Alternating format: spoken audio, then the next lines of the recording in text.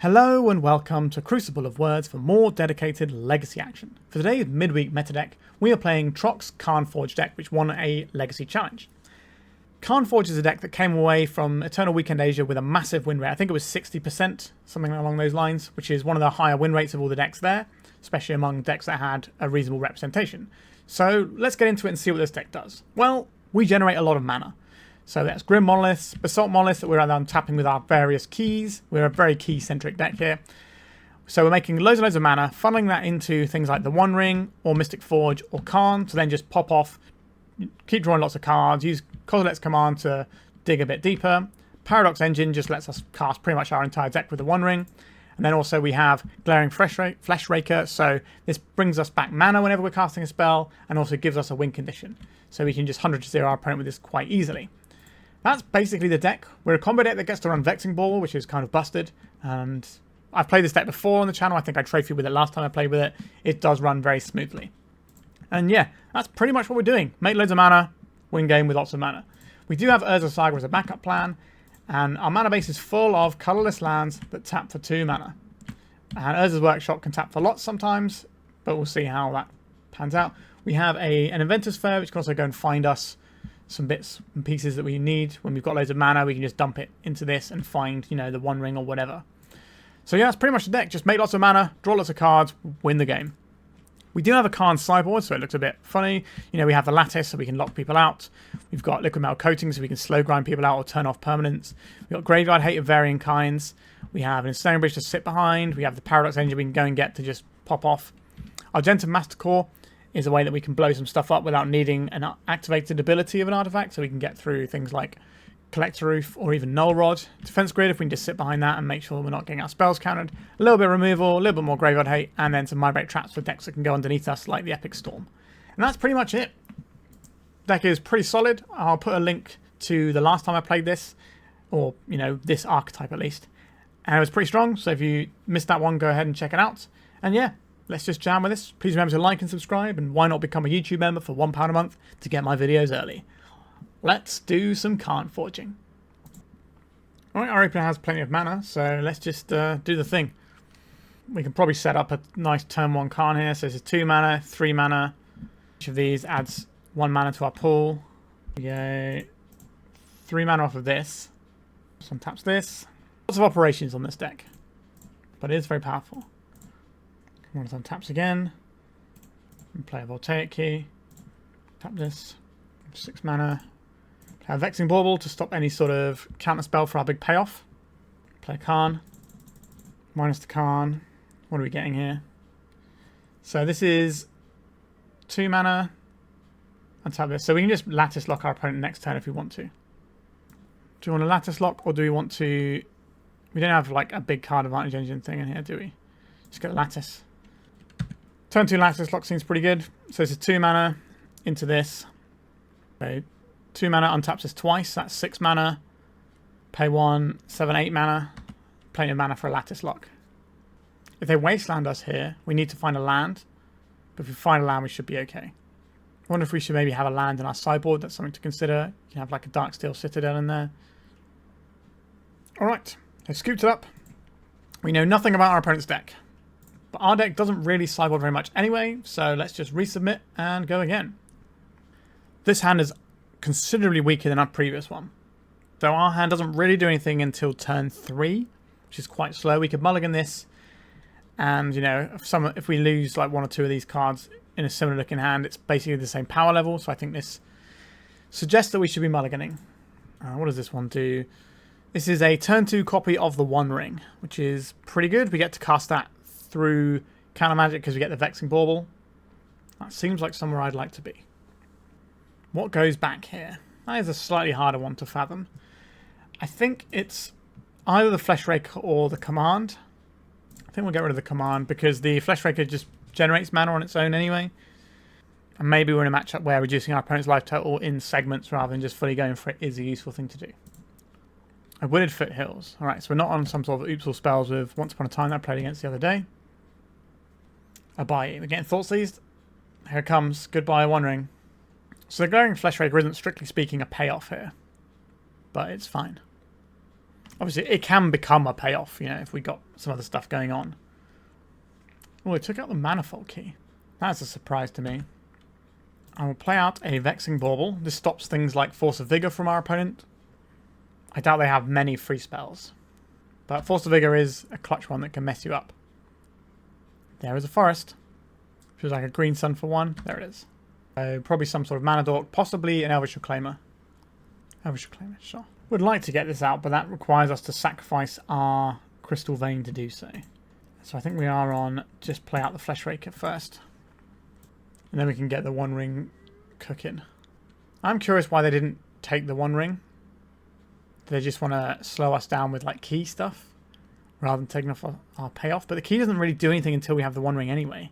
Right, so they're going to phase out our creature, which allows them to attack if they want to. I suspect they're probably tutoring up something instead. Green Sun's X equals 2. So this is going to be a Collector Oof. Yep. Oof indeed. So now they are attacking with the Reclaimer. So what are we up to here? We're playing the Fleshraker. This is the sort of thing that can certainly win through a Collector Oof. So we could play this as a Saga at the cost of our City of Traitors in order to get this Vexing Bauble in. That's probably worth it. Now we could sacrifice our spawn instead, but this gets us rolling and gets us towards some more key action or whatever. Alright, let's get some more Fleshraker triggers. So we've done a lot of damage to our opponent. Next turn we can play the One Ring. We'll get the protection, we won't get the card draw off of it, but it'll get us 2 Fleshraker triggers, and that's all we need to do here, is just keep getting Fleshraker triggers. So our opponent going to attack, not even attacking. Play Grim Monolith.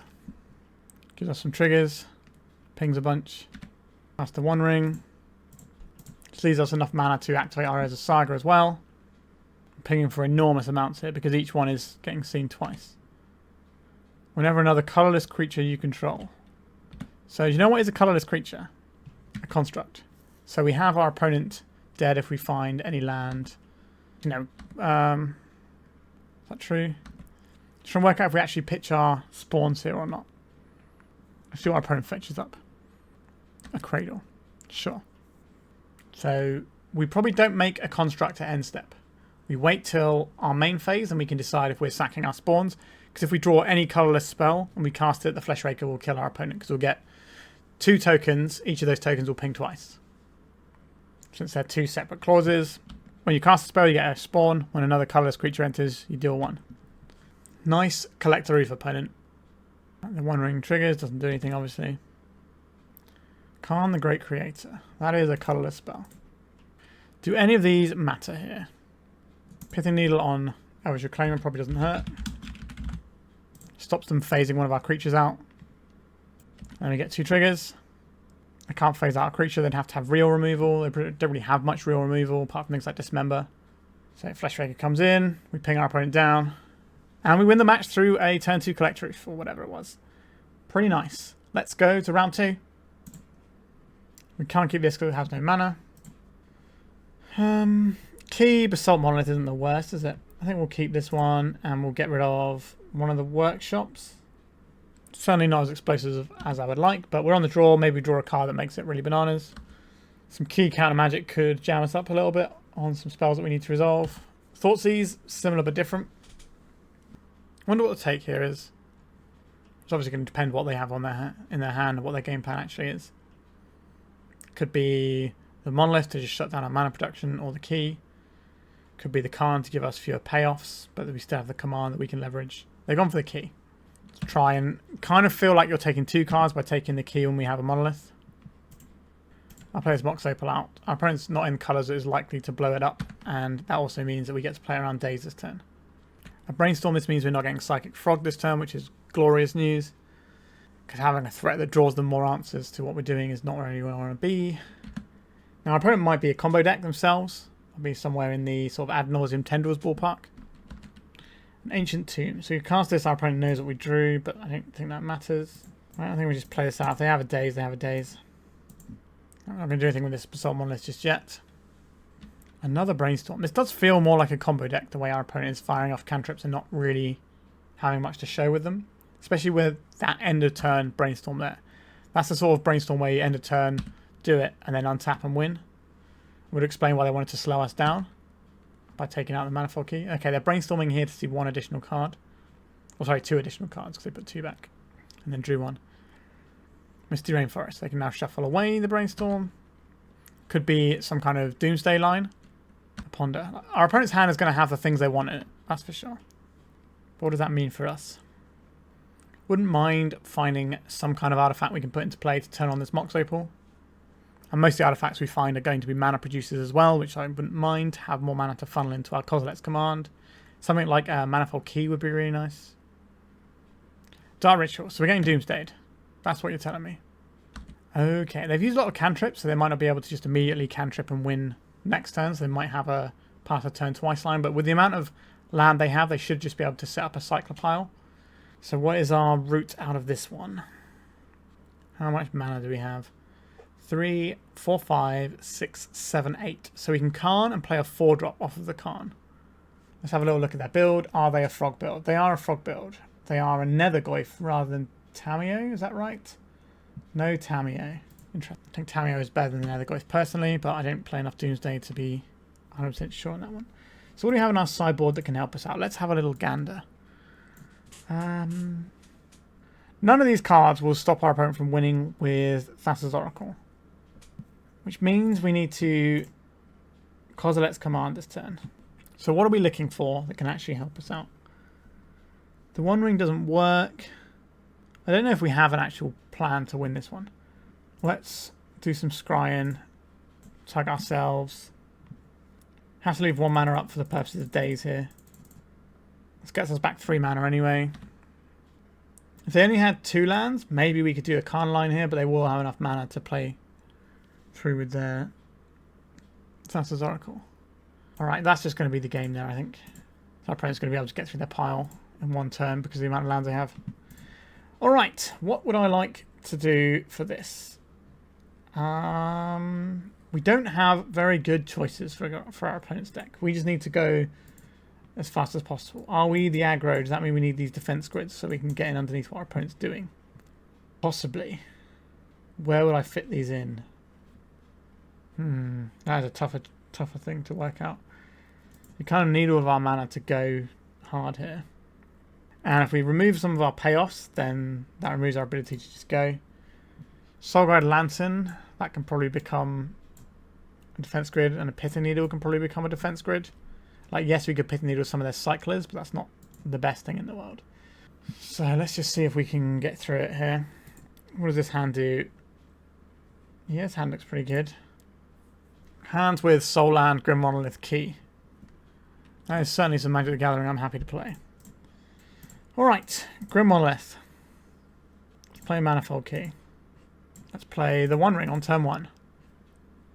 It's good. Let's draw a nice card. Our opponent can't take anything out of our hand, but we have the One Ring protection. Underground Sea. So this turns on things like Daze. I do not believe our opponent has a Force of Will, otherwise you immediately fire off on that One Ring. So we can play around Daze quite effectively here. Let's have a look. Vexing Bauble. Let's untap the Grim Monolith first. Let's play out City of Traitors here. We have plenty of mana. Let's play out a Manifold Key. This time we untap the One Ring. We just dig in, looking for some more bits and pieces. Another copy of the One Ring. I will put a Mox Opal. Play out a Vexing Bauble here. I think I'll play another copy of the One Ring. This is to give us protection from Thoughtseize so we can leverage our Kozilek's command next turn. And we'll keep the one with all the counters on. We're just getting the bubble. Alright, we need our opponent to not win this turn. It's possible they can win this turn, but not that likely given their first turn. If they just do a Doomsday pile on turn 1, then yeah, maybe they can get us. They can still like Dark Ritual, Doomsday, Consider, or Brainstorm, Ponder into the pile, and maybe that gets them there. If they've got something like a Lion's Eye Diamond. Alright, the One Ring's going to hurt us a little bit, but we don't care. Some cards. That's what we love to do. They have 2 mana over there. Do I believe that's 2 mana that's going to do us with Karn the Greater? Nonsense. Right, let's untap this One Ring first. Draw some more cards. A defense grid. That's pretty good. So, do we have any other soul lands here that don't hurt us? Let's play the one that doesn't hurt us. So we will play a defense grid here. It's our opponent's last opportunity to interact with us. Okay, so now we can untap this Grim Monolith, play out a Fleshraker, play out a key here, untap the Grim Monolith, play out a Basalt Monolith here, play out a Forge. If we do Kozilek's command here, good. Because we get all the mana back from our little tokens here. And we ping our opponent for a bunch. We don't really want any of these, I don't think. What does the Grim Monolith do? It gives us a lot of mana, actually. We're going to ping our opponent for a bunch here. We'll cast this. Prints on 12. Fire off another Kozilek's command. So we have 1, 2, 3, 4, 5, 6, 7 mana. So we could Karn and then go for a 3-drop. No, we Karn and we go for a 4-drop because we end up with 1 more mana. So it's not quite enough to do what we need here. So let's just go for another Kozilek's command here. We're pinging our opponent down for a bunch as well. What do I like here? I like the Paradox Engine quite a lot. Because that might just allow us to go. So if we go... we get rid of the Karn. Get rid of the Saga. We already have a Mystic Forge, don't need that. So... just need a way to untap everything. We have the Vexing Bauble, right? That should be enough. So we go... ping our opponent for a bunch. Cast these. Get the Paradox Engine out. And then the top card of our library should be the Vexing Bauble. Not the Vexing Bauble, the Voltaic Key. I did not put the Voltaic Key on top. Okay. We should have put the Voltaic Key on top. I must have misclicked. But yeah, so then we do that. We untap everything and then we can't really lose. We don't have anything for our opponent other than the things we brought it in. So we just click submit and hope for the best. This is quite slow. We have lots of copies of the One Ring. I think we can do better than this. And that's not really going to beat a good Doomsday hand. This is also unlikely to beat a good Doomsday hand. Okay, we have some tools. So I would like Ancient Tomb as a Saga. The Vexing Bauble means we get to resolve the things we find. I don't think we need a Mox Opal here. And we'll probably just get rid of one of the Kozilek's commands. We're getting Doomsday on turn 1 or Thoughtseize? No.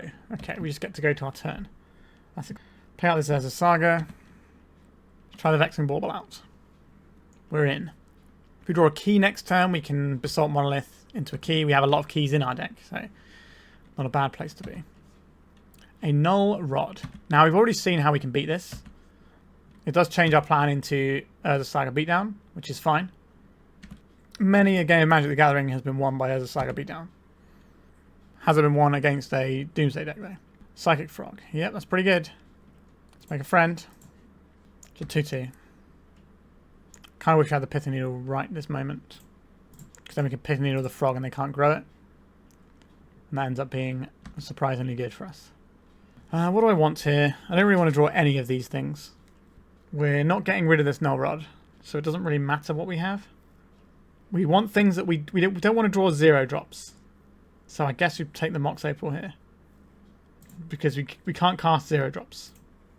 So they got 4 cards in hand, so we could attack and they could pitch and give us some trouble. So I think we just have to let them attack us here. Yeah, if we had the Pithing Needle there and we name the frog, then all of a sudden we're attacking with a 4-4 and our opponent can't really grow it. But I think it's right not to have the Pithing Needle in. But it's just an interesting corner case. Petty Theft is very good here. We get in the red zone with a frog. Yeah, here it comes. This isn't what I'm about. We got to take it. No? Curious why they're cracking the fetch now. They're going to Fatal Push. They shouldn't really have Fatal Pushes in. Okay, they just wanted to crack the fetch land so they have 3 cards so they can jump their frog. Which means they don't really want to get rid of all the cards in their hand, which means they've got good cards in hand, which isn't something I like to hear. So a land gives us a Kozilek's command. We did not find the Kozilek's command here. We can Kozilek's command for 1 instant speed. It's not the most useful, but we probably do that anyway. It's better than the Basalt Monolith, I think. The Basalt Monolith is 1 point of damage and trade for 2 points of our life. Whereas the Kozilek's command might get us the mana for next turn to kill the frog. Dark Ritual, you say? A Barrow Goyf. That is a secondary problem that we need to be concerned with as well now.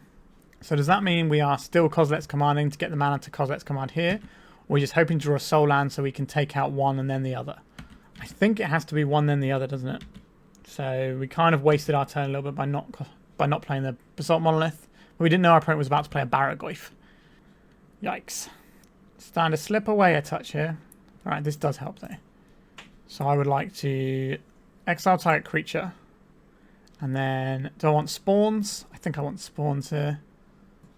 Stop the lifelink. Make some spawns. We can chump block with them if we need to. Next turn we can answer the frog. And we just have to beat the borrower. Fatal push, sure. We have the One Ring, which we can fire off. And then tap our Ancient Tombs for the mana for the Kozilek's command. I think that means we let this frog hit us. As horrible as that is. We don't have a choice anyway because we're going to get flying, sure. Don't Barragoyf me. Cycling a Street Wraith. Orcish Bowmaster. They should ping our face rather than one of the tokens. Because we can stop them getting a 1-1 here. It's going to take a lot for us to win this one, but it's not impossible. Glaring Fleshraker does much of the work for us. And Urza's Workshop. We don't have enough artifacts to make this tap for loads of mana yet.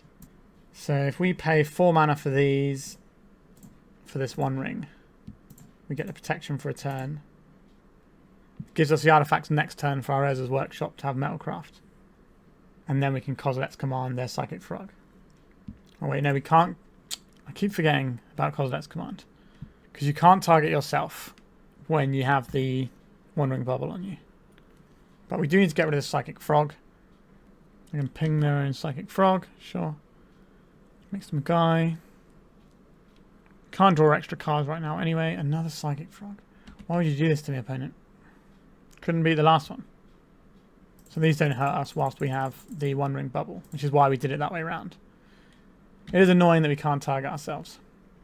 Why does that have to be target player? Maybe they knew that this was going to be a thing with the One Ring. So these are soul lands as well now.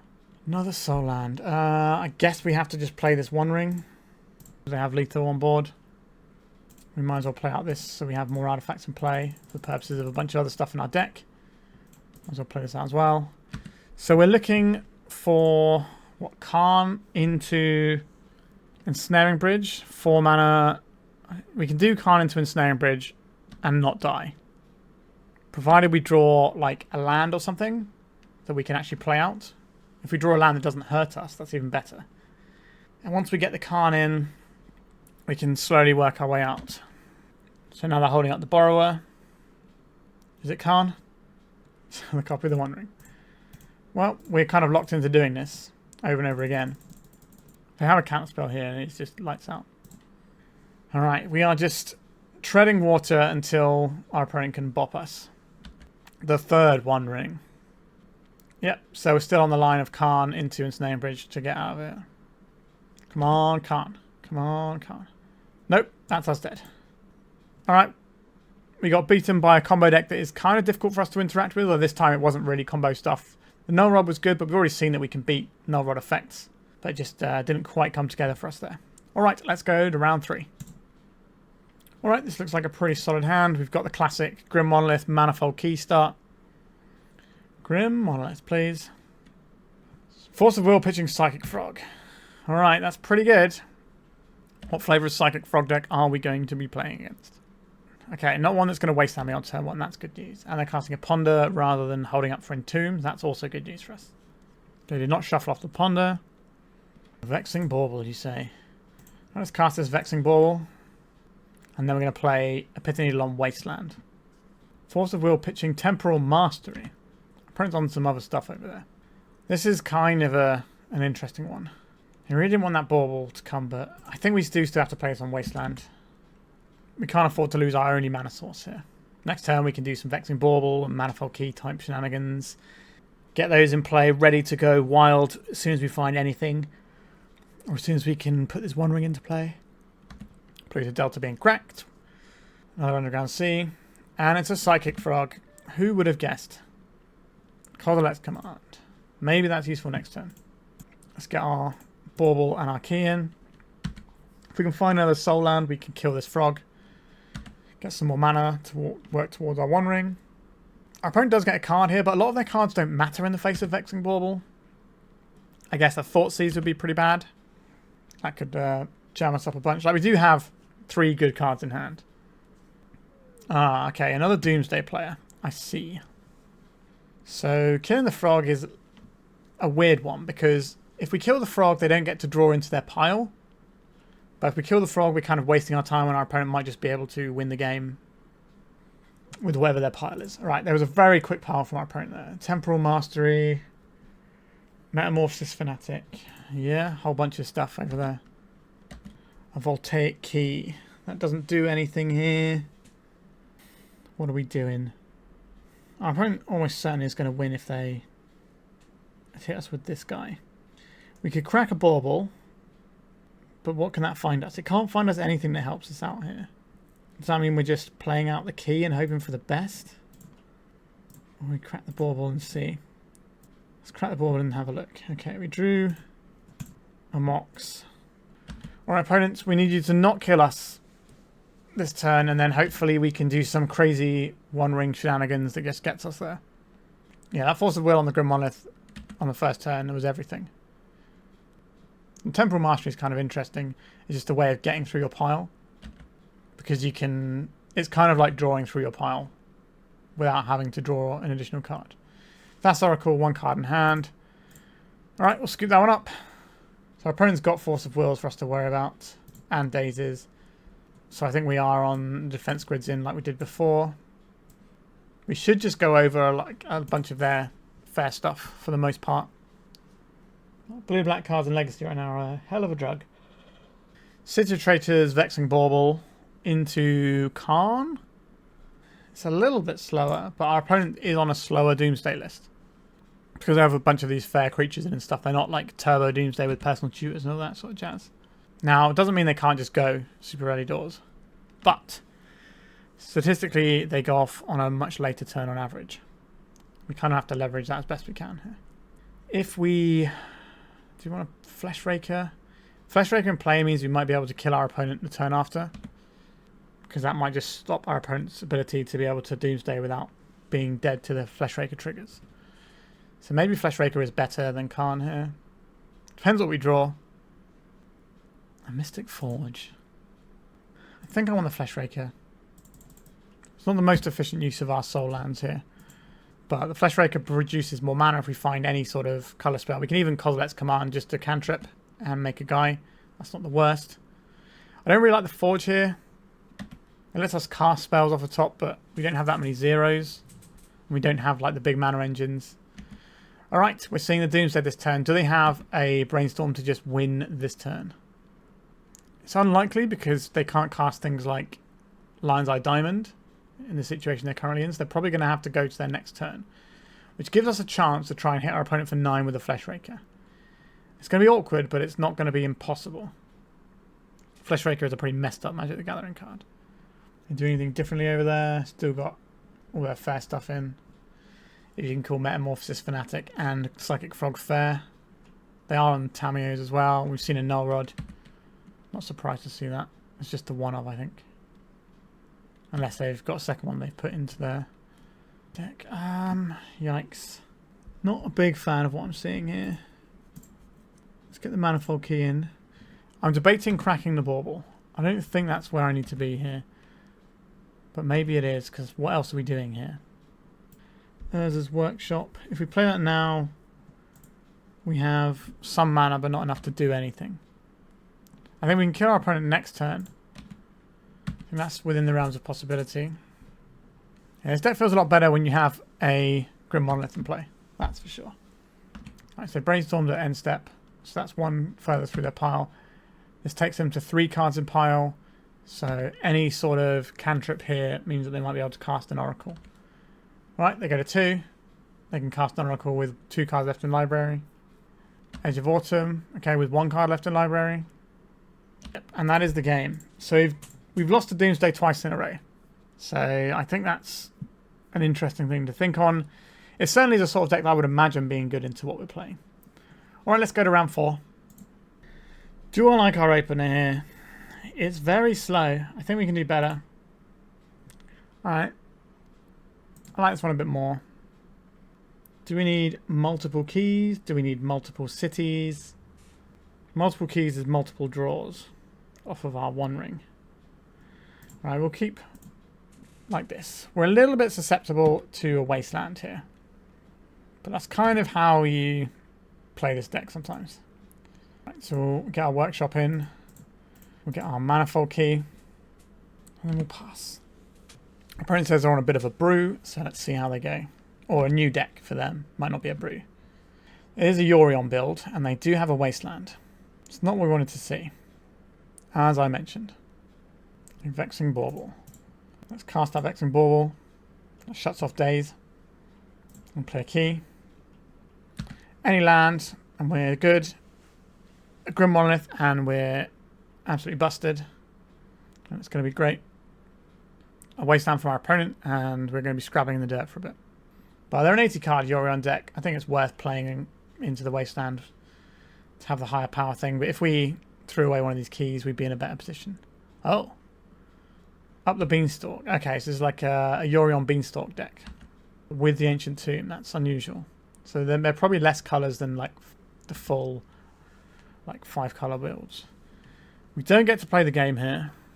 I don't think it's worth cracking our Bauble yet. I'm interested in cantripping with our Kozilek's command because we're not doing anything else right now, and if we can just get the mana to put the One Ring into play, we'll be fine. They can cast spells that will trigger the Beanstalk and the Vexing Bauble. That might not be the worst thing for them to just turn them, a couple of Force of Wills away. Oh no! Why are you doing this to me, opponent? Very mean. Oh wow, they got something better than wastelanding me off my only land. That's scary. Ghostly Keybearer. Well, I'm going to have to read this one. 4 mana, 3/3 flyer. Deals combat damage to a player. Unlock a locked door of up to 1 target room you control. Okay. I would like to draw a card, please. Okay, it wasn't a useful one.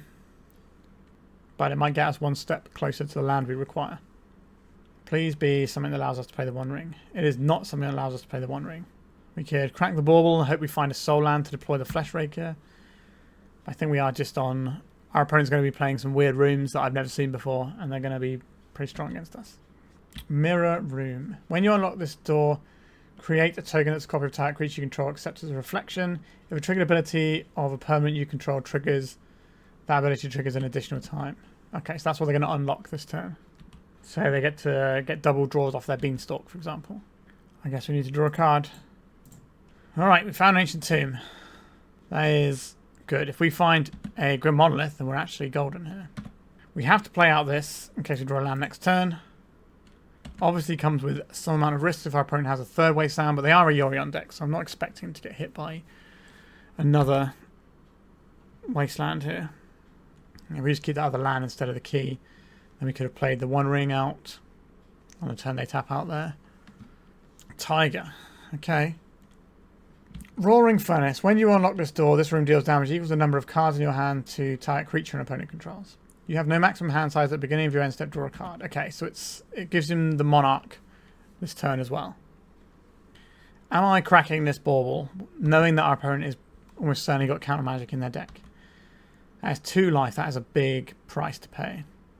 Why have they got 4 triggers? That's... Oh, because everything triggers twice. Okay, no, I'm with you. I'm with you. It's the most unlocked room you've ever seen. Come on, deck. This is bad news. So we take 6 next turn. That puts us to 5. So we have 1 more turn to try and draw the goods. Okay. Defeated by 2 wastelands. Not an unusual thing to get defeated by with this deck, I guess.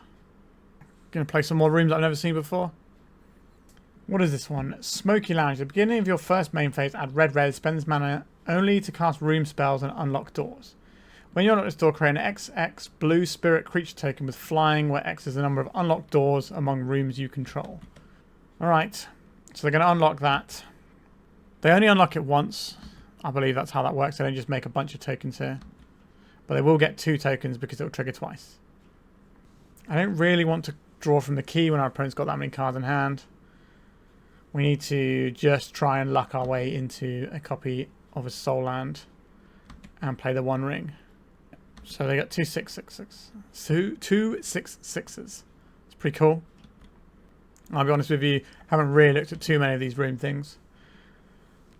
We found the soul land we wanted. So if we draw a card now, we can't tap our Ancient Tomb next turn. I think the 2 mana is better than 1 card here. 2 mana represents more cards next turn with Manifold Key. We got 1 turn to get them dead. Now they're only on 9 because they've been tapping his Ancient Tomb. We do have triple Fleshraker, which is quite a lot of damage. So we need to make sure we have enough mana to make this work. Alright, we got another one here. At the beginning of your upkeep, Surveil 1. You win the game if there are 8 or more different named cards among unlocked doors of rooms you control. Central Elevator. When you unlock this door, you may search your library for a room card that doesn't have the same name as a room you control. Reveal it, shuffle it, put it in your hand. Okay. Can I unlock this door? 1, 2, 3, 4, 5, 6, 7, 8. So you need to unlock this door to win the game. It's the beginning of your upkeep. So we know what we have to do. So these creatures won't deal damage because of the One Ring. So they're not going to unlock their door. I'm tapping down to 7. Up the Beanstalk. Okay, so I think we can win this one. We just need a little bit of mana. And then we're good. A Savannah. And they're playing another Beanstalk. You keep drawing cards, our opponent. As long as you can't play anything into our Vexing Bauble, I'm okay. They have no maximum hand size because of one of the rooms. Okay, deck. Needs to be good here. The One Ring. A Manifold Key. I will untap the One Ring. We'll draw some more cards. We play the Basalt Monolith. We activate the Basalt Monolith. We play a Manifold Key. We untap the Basalt Monolith. Play 3. We get a Fleshraker into play and have 1 mana to untap the Monolith. We untap the Monolith. What are we doing here? This key gets us more mana. So we can untap this Monolith and play a Fleshraker. That Fleshraker will make more mana. I think that is better than... So we play this. We have 4 mana up. So we can play the Fleshraker. This triggers. I think my maths is right here. Because we ping our opponent for a little bit here. Then we cast this. This triggers both of these. Then it triggers the pings. And that should be 6 damage. Alright. We managed to get that game after our opponent did all this nonsense. Yikes. Okay. I'll take it. What do I think we need to worry about from our opponent? They must have Force of Wills. They have a bunch of blue cards and the Beanstalks. So we probably want these defense grids. Is unlocking rooms an activated ability? I don't think it is. I don't know. Let me Google that. Okay, so unlocking rooms doesn't use a stack, so it's like Morph in that regard. So I think we brought out these 2 things to get our counter magic protection in. I don't think we want to be like Paradox Engineering. Sorry, no, not Paradox Engine. Argentum Masticoring in the main or anything like that. I don't think we want the Dismembers here. That little guy is a 4 mana guy. We should just win before that happens. Our opponent's deck's got a lot of value in it, that's for sure. So what does our hand do? Turn 1, Voltaic Key. Turn 2, Defense Grid. Turn 3, One Ring. Alternatively, turn 1, Defense Grid. Turn 2, One Ring. But that exposes us to Wasteland in a worse way. Oh, Tundra. We're going to see a Ponder here. We are. I think Fair into Key is slightly better. Our opponent's deck is not the quickest, so we have time to do stuff. I think we need to just try and race out with his defense grid and just get caught in Wasteland Town. Let's play a Voltaic Key. I think it's better to keep the Petal in hand, because our opponent's more likely to have Prismatic Ending than any hand disruption. So next time we can play out the grid, and then turn after we can play out the One Ring. And the One Ring will do One Ring things. There's going to be a Beanstalk. There it is. Now we don't know if our One Ring's going to resolve. We need to get our defense grid in first. We can play this around a daze. Alright, so they have to answer this. Okay. We have a lot of One Rings. Because we have the extra land here, if our opponent wants to waste resources on trying to remove our Lotus Petal, I'm okay with that now. If they have Prismatic Ending and Wasteland, that's bad for us, but they have not Wastelanded here. They're just putting Euro into hand, which suggests to me that they have a Force of Will that they want a blue card to go with. Am I paying around days here? Is our opponent's deck running days? I don't know why they would be running days. It's kind of free for us to play around it though.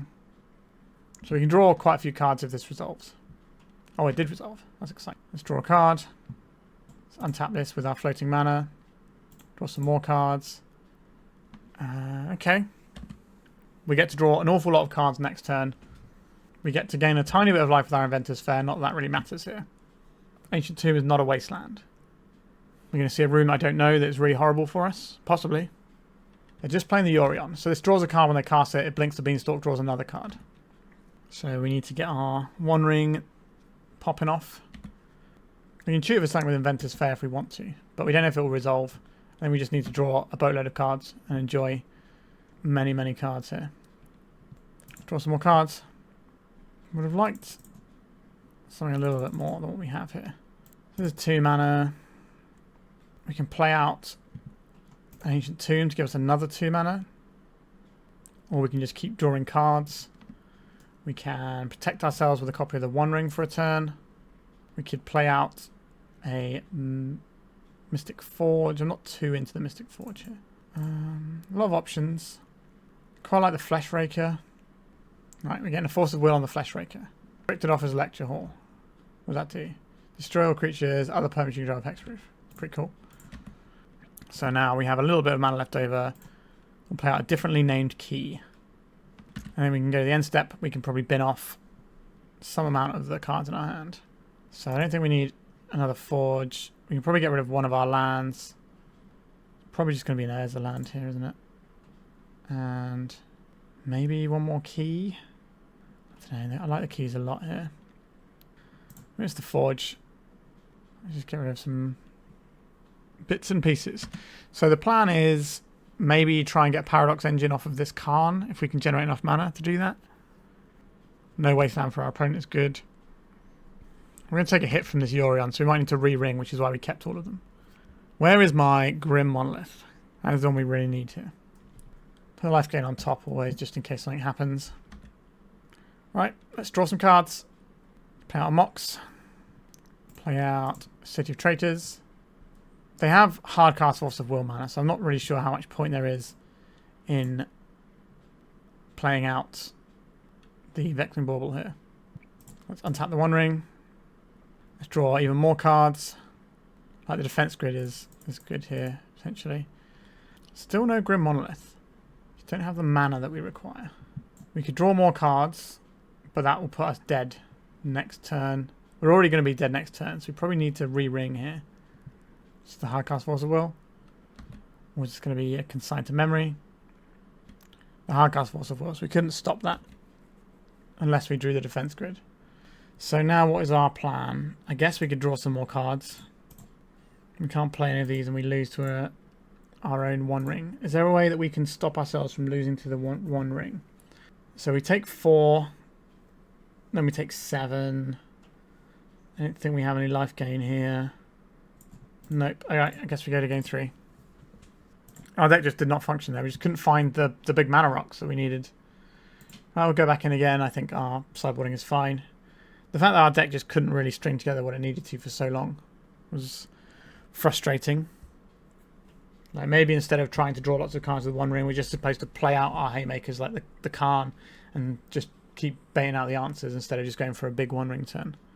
But as soon as we find a Grim Monolith and get to do stuff with that, everything gets better. So I don't know. I still like it. The way we played that one, it just didn't work out for us. Our opponent winning the game by playing Yorion on turn 5 is not really how our deck should be losing the game. This is a bad one against Wasteland. But if we find any land, it looks pretty good. I think we have to mulligan and be disciplined here. We have so many good hands in our deck. Alright, that is a lot better. What are we getting rid of here? Maybe the Fleshraker this time around. Maybe we can do some fair Urza Sagaing for a little bit. Because their deck is quite slow. So we just play out our Bauble and then we can make some construct tokens and just beat down with those. Our opponent probably doesn't have a huge amount of removal left in their deck post-board either. If they wasteland us here, we can just play the Saga in our hand. What is this? Keys to the house. Sacrifice keys to the house, search the library for a basic land card, reveal it. Sacrifice keys to the house, lock or unlock a door. Alright, so they can use this to cheat on mana on one of their rooms, basically. Understood. Alright, let's make some constructs. We can go and get a Mox, which allows us to play the Grim Monolith next turn as well. Or we can go and get a Key, which makes our Monolith better for the turn after. If we get the Key, we get the one that allows us to be unblockable. I think that's Manifold Key. Because sometimes having an unblockable massive construct is enough to win the game. Alright, making a construct. Oh, they could still have plows or something in. It'd just be very unexpected for me. Another construct in. What do we want here? So we've got one land. So if we get the Mox, we can just present the most damage possible. Which I think is a fine way to play. We've got another one that we can get a Key off of soon anyway.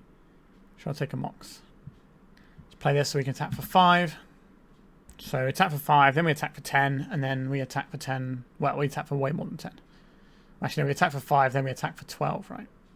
Right, they're searching for a basic. That's probably not how they wanted to use this Key to the house, but the flexibility is okay. 2 mana, draw a basic land card of your choice, but you can spread that mana out. Card I was expecting to see in Legacy, but our opponent's doing some pretty cool stuff over there. Plains, we're going to see here. Null Rod. Do you know what Null Rod doesn't beat? Lots of constructs. That's bash for 10. It's going to be 10 next turn anyway, so I don't want to play this out if they've got some sort of sorcery speed sweeper. I'd much rather just have the guy that we can use to win the game with next turn. We did see a sweeper that hits CMC 3 and less, or sorry, mana value 3 and less, so that can blow up our constructs. But then we just have the Urza Saga to pump out another one, and then we'll have 5 artifacts, 6 artifacts in fact, so that should be more than enough there. Petty Theft. That doesn't save you. They can have a plow here. Right, they've had enough. And that is the match. That's 4 rounds in. So we've lost to the Doomsday decks, beating the other decks. So we've got 1 more round to go. Let's see if we can put the positive on the board. We're into the final round. Our hand. I like the Vexing Bauble. I do wish we had some more mana though. We've got 18 lands in the deck, so that's less than 1 in 3. I don't think we can keep this. Okay, this is a lot of mana. We can do some stuff with this, for sure. We've probably been off one of the K commands. So we've got the Monolith, which can produce mana. We've got the One Ring, which can produce cards, and that's kind of the A and B of what we're trying to accomplish. Our opponent seems to be playing the Epic Storm, though, which might prove problematic for us, because they could just kill us on turn 1. 1 card left in hand. Is it a wheel? It is a wheel. Alright, we're going to get a new hand. Let's see if it's playable. I guess it's not playable. Okay. The Vexing Baubles are okay in this matchup. Our opponent will have Veil of Summers, so they can cast their zeros into it. But it looks like our opponent's got us. Beseech. So this can just beseech, and then tendrils us out. Pretty clean win, this one. Should be deterministic from here. If they put any sort of hand disruption on the stack, then I'll just scoop, because I don't want them to see what we're playing. Oh, Song of Creation. Okay, this has a chance to fizzle. They could have just killed us with Beseech, and then they bargain away the Crow Mox, then Beseech, bargain away the Petal, and then tendrils us. I wonder why they went for this line. Because now if they Beseech, they might draw the tendrils. I don't think that's the correct line. Like, it's the line that you have if you're worried that we've got something. But we would have countered the first Beseech if we did. Yeah, they risked drawing the tendrils there, which could have been a problem. Alright, that was a very, very quick one. Mindbreak Trap. That does some stuff here. Defense Grid doesn't do anything. These other things don't really do anything.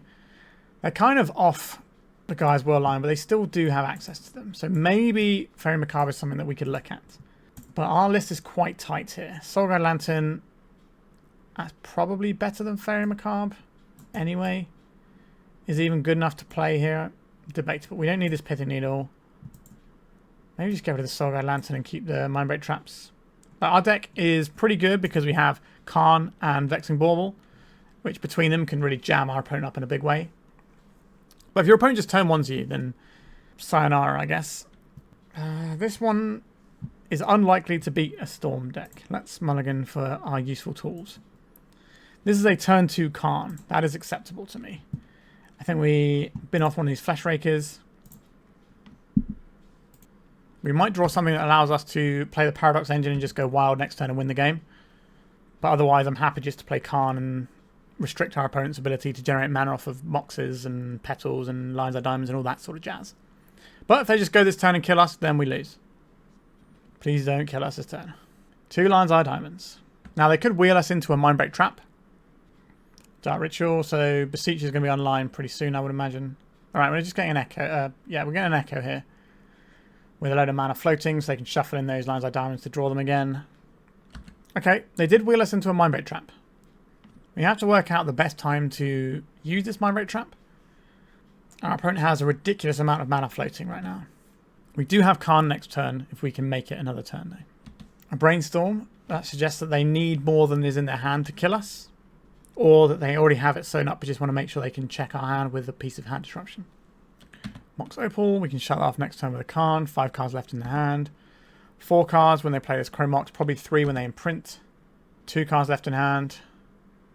So we probably counter a Beseech here.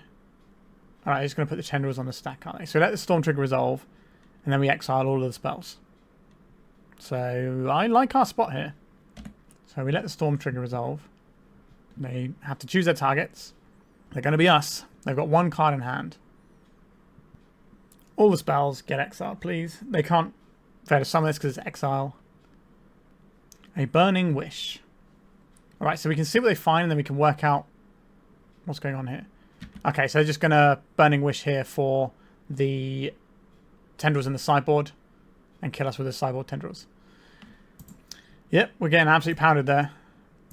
Is there anything we can do with this Kozilek's command for 1? No. Actually, that's not true. So we have a line here. We can Kozilek's command for 1, find the other Mindbreak Trap, and then and if that works, then we can try and play the game after that. So we'll scry, and we'll make some tokens. Come on. Nope. We did not draw the other one. GG's opponent, you slapped us hard. So we finished with a 2-3, which isn't ideal. We lost to Doomsday twice, and we lost to another combo deck. So it does seem that our weakness is going to be some sort of combo decks, but we do have some really good tools for the Storm matchup at least, you know, because we can play the Vexing Bauble, and a Karn shuts off all their mana. So I think we're actually all right into the Storm decks. But obviously, you know, if your opponent's going to be turn 1-ing you, you're going to lose, right? They beat a turn 1. They went on turn 1 with and through a Mindbreak Trap. Like if they don't have that Burning Wish at the end, then we get to unload, play the Karn, and then we win the game probably. So I think I'd be quite happy to play this into Storm in general. But the Doomsday matchup does look horrible. We don't really have very many tools. They have just enough permission to hit our one thing to keep us off balance long enough for them to combo. That does seem like a tricky matchup.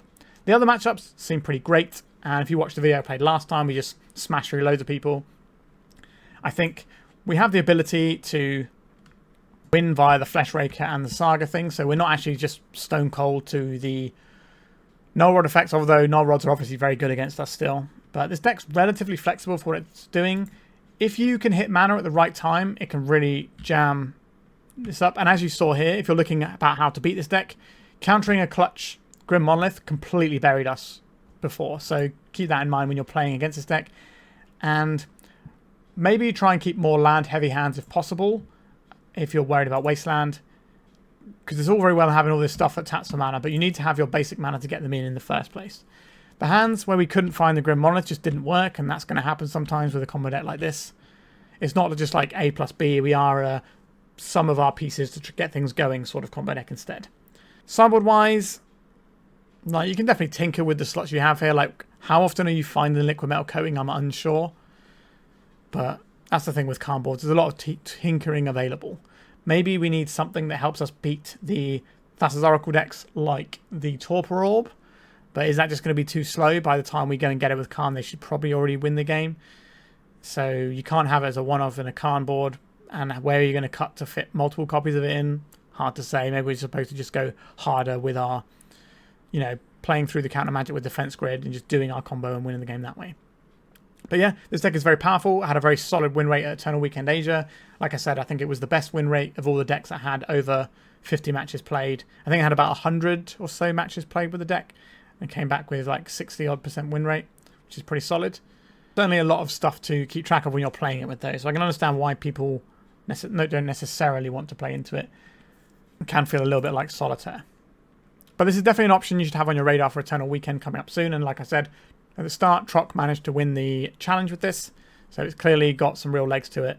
and it's something you need to be aware of if you're playing in high level tournaments. Alright, thank you so much for watching. Please remember to like and subscribe. It does help the channel out and doesn't cost you anything, so why not? Alright, thank you so much once again, and goodbye. If you'd like to support me in the channel, please check out my Patreon. It has a free guide to budget turbo depths as well as 3 tiers of support. A low cost one that enters you into my monthly raffle for a free donation deck on the channel, a mid-tier subscription that gives you access to my detailed turbo depths guide that is updated every month as well as regular articles, and lastly the higher tier gives you all of the above as well as a monthly donation deck for my channel. If you're interested in supporting the channel this way, please check out the link in the description.